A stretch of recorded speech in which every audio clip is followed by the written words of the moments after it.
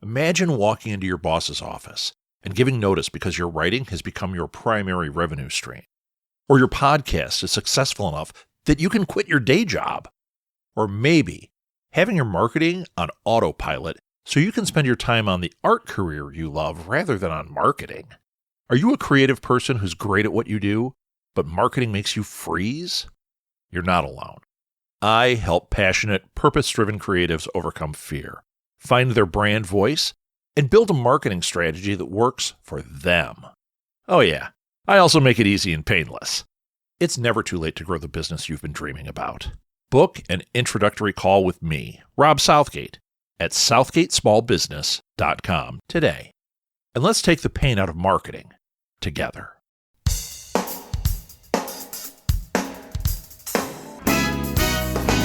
Welcome to Ink Blots, the show where I interview authors about their lives, writing, and the books they love.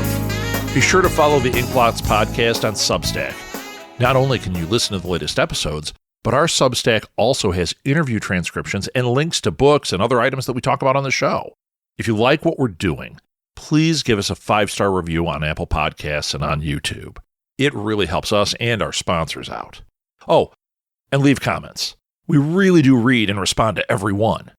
Now, let's get on with the show. Welcome to Ink Blots. I'm your host, Rob Southgate. I am with PC Nottingham. Those of you that pay attention to the show might notice PC is the first two-time Ink Blots author. You're the first one to actually do two different interviews on here, so I'm excited to have you here. Thank you for coming on. I'm honored to earn this honor. Well, you're pouring it on thick. Okay. So, PC, let's start with, I know we've done this before, but why don't you give people a little bit about your background? Tell them who you are. Sure. I am PC Nottingham. I write science fiction and fantasy. My books are available from Four Horsemen Publications. My fantasy is, for now, all middle grade adventure series. I've got the next things coming down the pipeline are in that. And if you were a fan of the Redwall books as a kid, where we had various forest animals coming together for some swashbuckling, sword swinging adventures, then you were absolutely going to love my middle grade fantasy series, Ghosts and Iron. And then the upcoming one is the Grove Guardians. Ghosts and Iron is very much answering that age-old question of who would win, ninja versus Viking berserker, and what if the ninja was also a flying squirrel and the Viking berserker was also an evil guinea pig.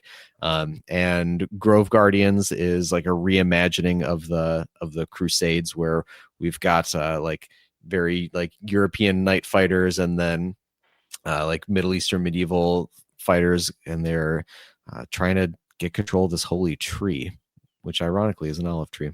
And if you're into science fiction, my sci-fi is more geared at adults, but it is adult for violence and language, not for romance or spiciness. That's not really my jam. But we've got some sarcastic, fast-talking aliens. We've got some sci-fi abominations and some eldritch cosmic horrors. And the humans are the bad guys and the good guys. Yeah, that's the Earthquake War. That series is so fantastic. Now, let's start there. You've got 3 books in the Earthquake Wars. Mm-hmm. Is there more to come? So the Earthquake War is a complete trilogy, but if there's an earthquake, there's always aftershocks. So that is the sequel series. It is right now in the clutches of my editor. All right. I don't have release dates for those yet. But I got the covers and they're really cool. Well, your other covers are fantastic. I'm always a sucker for really good covers, and these are great. So this is very exciting. And then your middle school stuff, Neighbor World. When you first did this and it was first coming across for me, I thought, oh, what a departure! And I see the ninja and the squirrel in the ninja outfit, and I went, yeah, it's a departure from the sci-fi stuff, but I am so in. Squirrel Ninja is just an awesome idea. And then when you say it's Redwall, that was the first thing I thought of with Grove Guardians. I was like, oh, is he doing Redwall? Which Redwall is so fantastic. So This is all very exciting. Very exciting. Thank you. Yeah. So let's get into some questions here. I should say this as well. You can pre-order the Grove Guardians books. If you go to fourhorsemanpublications.com, it's scrolling along the bottom here. You save 15% if you pre-order from there. If you buy normally from there, when it's not on pre-order, I believe it's 10% off. And there's a reason that I keep having my Four Horseman authors on, Four Horseman Publications authors on. Number one, I work with you guys. Number two, I really love, like in this case, the company has thought about how to make sure you're getting paid properly. So buying it through the website, the author makes more than if we sell it through Amazon or bookshop.org or someplace like that. Now, granted, you might be a fan of shopping that way. It is available there, but if you're somebody who's like, no, man, I just really like these authors, or I really like this company, buy it through the website, save yourself a little money, and it gets the author paid better than the other ways. So there we go. Pre-order is going on right now for Grove Guardians. Ghosts and Iron and Earthquake War are all available right now. Yeah. And with a pre-order, Four Horsemen has a new bonus deal where you'll actually just get it early, as opposed to the other guys who are going to wait till the actual release day. Right. You'll get it early if you go through Four Horsemen. And plus the bonus, 0% of proceeds will go to benefit a billionaire. There you go. That's better, because there's nobody in this company that's a billionaire. I'll tell you that right now. And you know, that's another good point. I know that a lot of people do these pre-orders, and then you wait for your book. I've had stuff that I pre-ordered and I got it after I could have gone to the store and picked it up. Right. And I think Four Horsemen did a wonderful job of figuring that out, so that it is kind of like if you subscribed on Patreon and you're going to get that early release, that's what this feels like. If you're in the club and you're ordering from the website direct, you are going to get it a little early and get your hands on it. So, all right, PC, enough business. Let's talk about you. You know, I think we'll make these kind of general. What inspired you to write these particular books? I mean, Redwall, sure, but what inspired you to do all of this? So I absolutely loved Star Wars as a kid, still love it as an adult. My older kid is now getting into it herself, and that's just been so amazing to share that with her, and we can have like good conversations. Like we watched Rebels and Saw Gerrera is in it, and Saw Gerrera is a terrorist who works for the good guys. So like she and I had a pretty mature conversation about the bad people who do the right things. And right. And that was just a great like ethical thing for her to think through. So Star Wars is a huge inspiration for me. And like I'm sure many authors in my genres, a friend of mine made his own Dungeons and Dragons spinoff, but it was in space. And fun. I really loved my character and my friend, and like we just didn't finish. And I was so mad because I had like this idea for how my character would be. And then I was like, you know, I'm just going to write this story. And it was trash, but I liked a lot of the ideas in it. And I sent it to editor who was willing to do like a free sample edit, and was very kind when he told me, you need to educate yourself on the craft. There's some cool stuff here, but you need to like hone your skills. Sure. And he sent me to Brandon Sanderson's YouTube channel. That got me into writing excuses. That got me into NaNoWriMo, and that hooked me up with some people. And then I learned about all the bad stuff happening in NaNoWriMo, and I got out of there as quickly as humanly possible. And I've got on some other writing communities. I trade feedback with a lot of amazing authors and just slowly worked on that craft. And finally got to recycle some of the ideas I really liked and use them in the first Earthquake War book. And then finally, the character I had made for that D&D spinoff kind of thing, he came into book 2. And exciting. He was a little older in book 3. And then in the Aftershock series, he's an older teenager. And then finally, the last book of the sequel series, he is the main character after 5 books of me developing him. Oh, I love it. Yeah. I love it. Little spoiler there too. Now we know something. Yeah, he survives.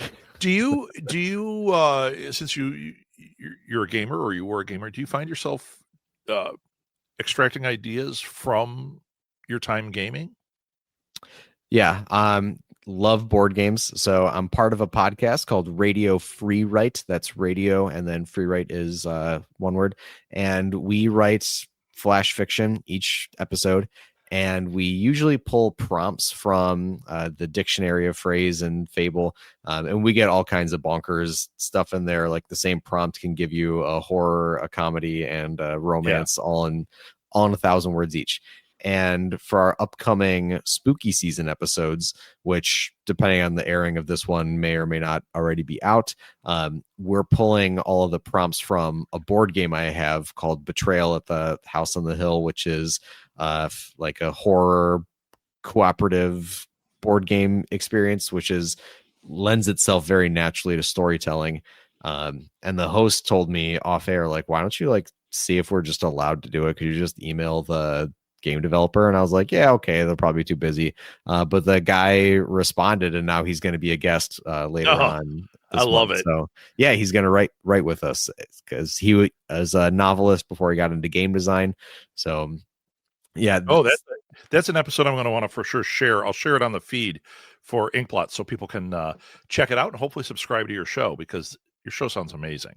Oh, it's a ton of fun, and it's really helped me write longer form novels as well, just getting that practice of writing a very quick to the point scene that also has some emotional resonance.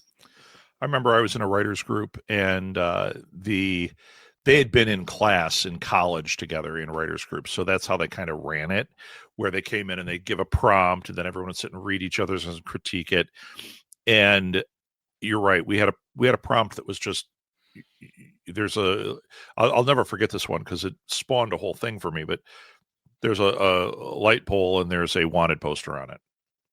That's all they said. And everybody at the table, completely different. Mine was kind of a weird comedy thing that I wrote about a stalker. One guy wrote one that was totally a Tarantino thing, and I called him out on it. He got mad at me. I'm like, well, just lean into it and say it's a Tarantino thing. That's a compliment.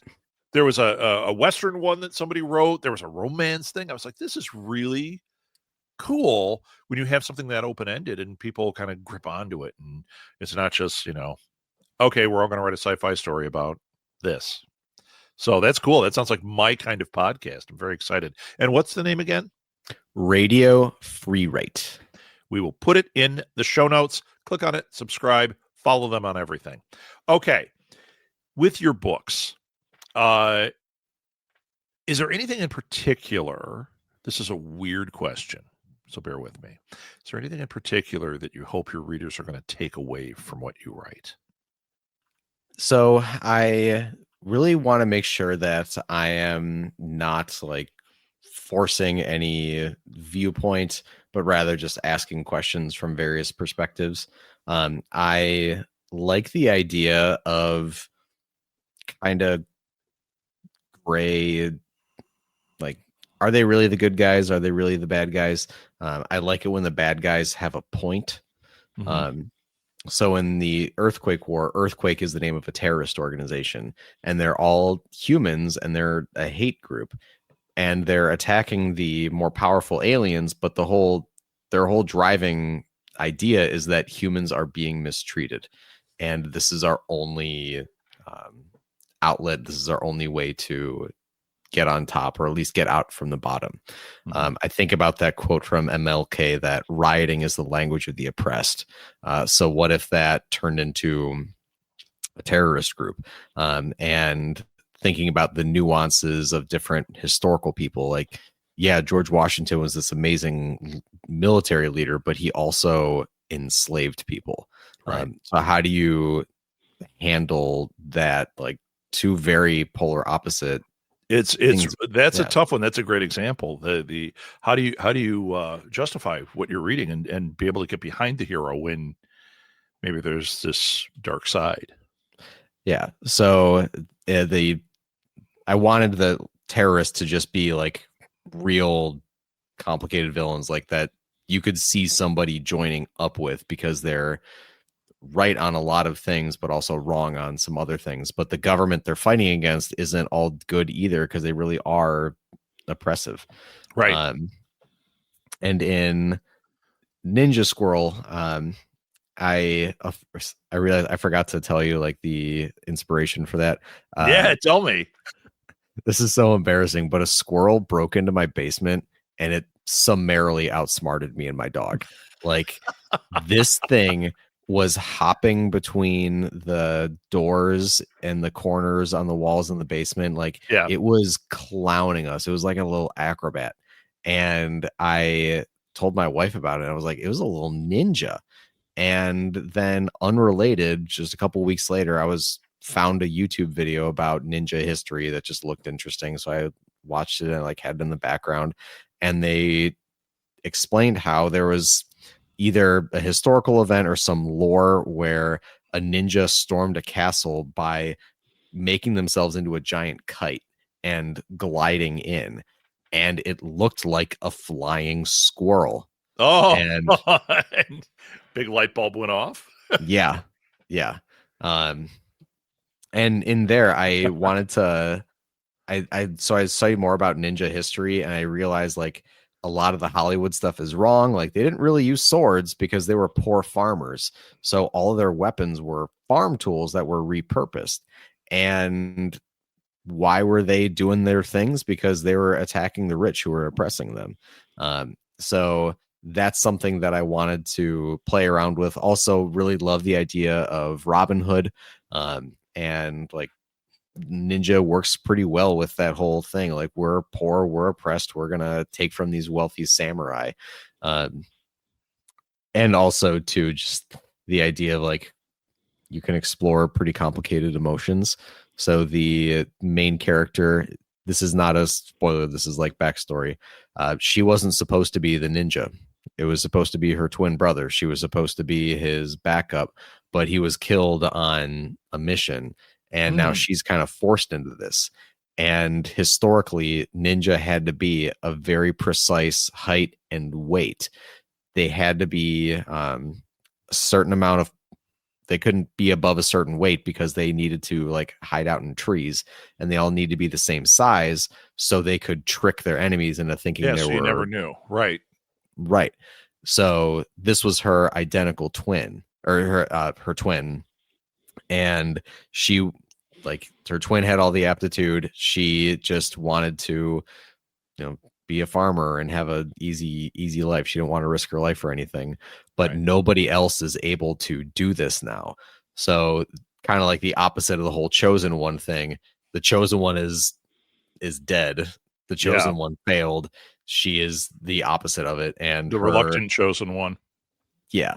I just wanted to play with those types of tropes and look at the like what drives people to cruelty and what drives people to heroism. Well, okay. In the Grove Guardians, is it those same characters, or is these are more squirrels, right? Yes. So the difference is the ninja squirrel is specifically a flying squirrel, the Japanese flying squirrel. And in the Grove Guardian series, it's a different part of the same world. This is Naver World. It's a large archipelago. And this is a totally different island, very separate. So same species, different characters. And these are Caucasian brown squirrels, which is a slightly different species. It's different, yeah. Yeah. But in there, I like the idea of what is sacred to one group that is taboo or profane to another.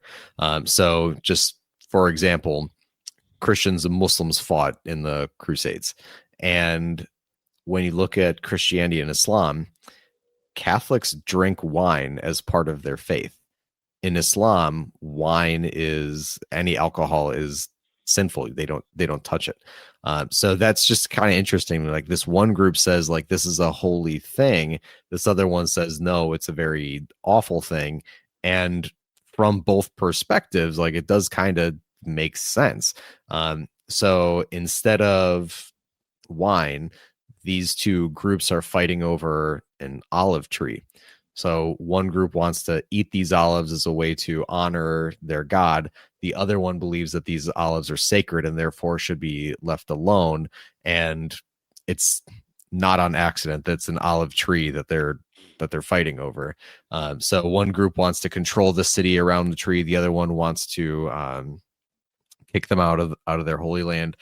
So it's not a direct like Christianity with a different coat of paint and Islam with a different coat of paint. I very much put the two of them in a blender and tried to mix and match as respectfully as humanly possible. Sure. I did have someone who was Muslim. I did have someone who was Catholic read through them, and they gave me green flags before I sent it to my editor. But just looking at that type of conflict, like in your heart of hearts, you believe that this thing you are doing is correct. In your heart of hearts, you believe that not doing that thing is correct. And right. How do they bounce off? Are there characters in these books that you feel are more closely related to you? Everyone in their own way, either who I would like to be or who I'm afraid that I'm turning into. One character in particular in Grove Guardians, the Beaver Knight. He is okay. Let's just pause there for the Beaver Knight. That is fantastic. There's a spin-off book. I want to read the Beaver Knight story. I honestly have toyed around. I like the character that much. It'd be him as a the name is him great. As a younger, yeah. The Beaver Knight, because in the Ninja Scroll book, the bad guy's a beaver, so I wanted to just show that species in a different light. Yeah, you don't want to demonize the beaver. You want to, yeah, I get it. You could almost take a character like that and do like, I mean, you're a Star Wars fan. You know how they did all the books that were like the Tales from the Cantina, Tales from this, yeah, and they tell the short stories around it. The short story of the Beaver Knight could be quite something. Unless you got a book series about him. There's a battle that's in like the backstory lore that the Beaver Knight was at. And I have thought about like something like that, like a short story collection, like different people at this battle. But I realized about halfway through the third book that I was processing certain pain in my own life through this character.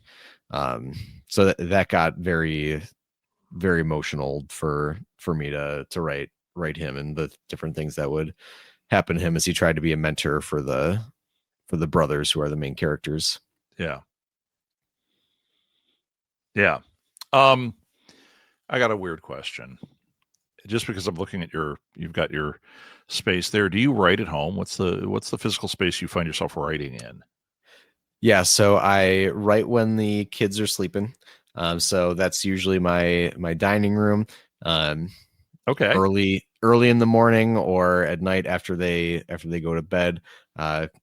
Used to be when they were taking naps on the weekends, but unfortunately they've aged. They've aged. Yep. It gets worse. I'm going to warn you. Yeah. Are you a pantser or a plotter? I am interested in trying out pantsing, but I don't know if chickening out's the right word. I just like having that structure figured out ahead of time. Okay.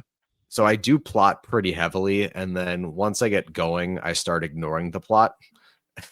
Or ignoring the outline. Right. So you let the characters take you where they're going to go, but you start out with a roadmap that you're hoping you stay with. Right. Like I want to have a feel for who the characters are before I start writing. I want to have a feel for like what the environment's like, what the backstory's like, what's the resolution going to look like, what's the midpoint. So I'm not so much of a plotter that I'll never deviate from my outline, but I like that security. Do you find that the characters talk to you, tell you, nope, we're doing this? I mean, or is it just like you're writing and all of a sudden it's like, oh, I just went somewhere and I had no idea? I think what more happens is I do know authors who say like, oh, the characters, they make their own decisions. What happens for me instead is somebody who is giving me feedback like, dude, this is very out of character. This sounds like the author trying to advance the plot. And I'm like, fine. Yeah. So how do you handle feedback and criticism? Are you pretty open to it, or are you like at first, and then you settle down? Oh no, I need it. I know so you that, love it. Yeah, I don't give anything to an editor until I've had other authors give me their 2 cents. And I try to get different types of people critiquing. Like I mentioned with Grove Guardians, I wanted to make sure that I had someone actually practicing the religions that inspired some of the lore Interesting. to read it. But also, I like having authors who are from different parts of the English speaking world to give me feedback. Because I've learned that there's a game in Grove Guardians, like a board game that the characters play. It's like rodent chess, but the name originally I had for it was just something I thought was gibberish, but someone who was from Australia, like, hey, that's a slur over here. Oh my gosh. Oh, okay. That's not Australian terms I would have gotten Fosters? from Bluey. Yeah, right. No. Or Fosters. That's Australian for, and you go, never mind. Yeah, that's so funny. I've got people. And knowing you, that's Scotland. Knowing you, that's pretty funny. That happened to you. Yeah. So, I've got someone in the UK, someone in Scotland, someone in Australia. So knowing like how this will come off to different people. If you're just listening to the audio, I am a man. I am also white. So having perspectives from people who are neither of those things is important. Very helpful. Just so because I don't always realize how something might come across to someone who is not those things. Right. And I want to be sensitive to that because I want people who are not like me to enjoy my books. And I don't, people who are too much like me are sometimes part of the problem. Very true. Very true. So when you're showing people this, do you let them see the work in progress, or is it like, okay, this is before the editor, but I want you to read it. It's pretty much done. Yeah, I want to have the thing done before I'm giving it to people, or at the very least, the rough draft has been cleaned up. You're not firing off chapters at people. Right, because I don't want to get distracted by the cool idea somebody might have and then go off on that. I'd rather also know, like, if someone's making this comment, that'll tell me, all right, my foreshadowing is too obvious, or this, I know they're saying that now, but they don't have some context that's going to come in the next chapter. Also, with having so many different people that I try to get feedback from, they don't always operate on the same time frame. And if I did wait, then I'd never get anything done. So what I try to do is get thing A done. And then while people are reading and critiquing thing A, I'm working on thing B and trying to get ready for thing C. It doesn't always work precisely that way. But then when you've got to add like the other side of the book world, which is the publishing, the promotion, the marketing, the more important feedback from the editor, it's like you got the stove and there's different burners going at different temperatures and different pans and pots on the stove, and some need more attention, some need more time, some need to just chill. Yeah. So some are ready when they're ready. Yeah. Is there a genre or a format that you haven't tried yet that you'd like to maybe jump into? Yes. I was talking about this on the Radio Free Write podcast recently. I am going to make my next novel series a YA. I haven't tried that age range yet. And while the Neverworld books are fantasy because anthropomorphized rodents with swords are not real, there's no magic in it. I don't know if I believe you on that one. Are you? It's just two truths and a lie. But there's no magic, so like that aspect of fantasy is missing, which for me like was kind of fun to write. Like they wanted to use psychological warfare and they used like chemicals and stuff, but for this next one that I'm envisioning, it's going to be a YA fantasy that actually does have a magic system, and I don't want to give too much away right here because I haven't fully solidified it yet. But my wonderful wife has a degree in psychology, and she before has helped me design some monsters in my sci-fi, like what makes for a scary monster, and having her psychology background was just such an awesome asset.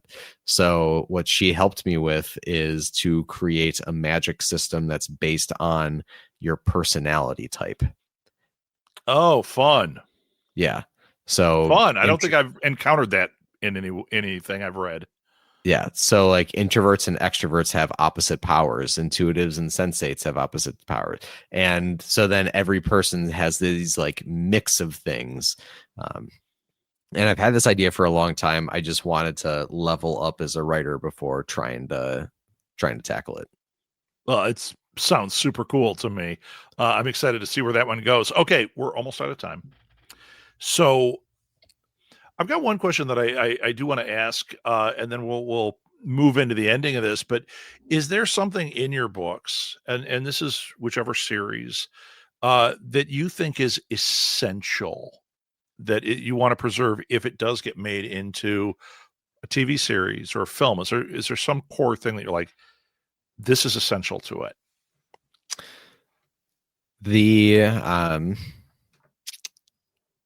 I think the comic relief characters are kind of the heart that gives that emotional resonance. Like they're, and maybe not even necessarily the comic relief characters, but the side characters who add a lot to it. But also the like the sciencey mechanics of it. So in Earthquake War, they mess around with gravity. So everybody's got to have like a gravity harness so they don't float away. Sure. But then in some of the fight scenes, one of the characters, like he will mess with his gravity harness to increase his mass to hit harder, or he'll decrease his gravity harness to lighten his mass and dodge. But then that messes with his inside, so he gets really nauseous. And in Ninja Squirrel, there's a lot of like the physics of fighting and the chemicals used in her little smoke bomb. So I'd want to make sure that like sciencey pieces preserved, as well as like some of the characters' personality quirks. I have mood boards on my outlines, and the best friend character in Mummified Moon, my debut, I tried to get Leslie Jones and Fortune Feimster into one polar bear alien. And oh man. everybody loves her, man. So if either one of them could voice Phil for there you go animated adaptation, that would just make my heart soar. That's fantastic. Okay, PC, what's the best place for people to engage with you, to interact with you, to follow you? Yeah, so I'm on the Instagram. I'm also on Blue Sky.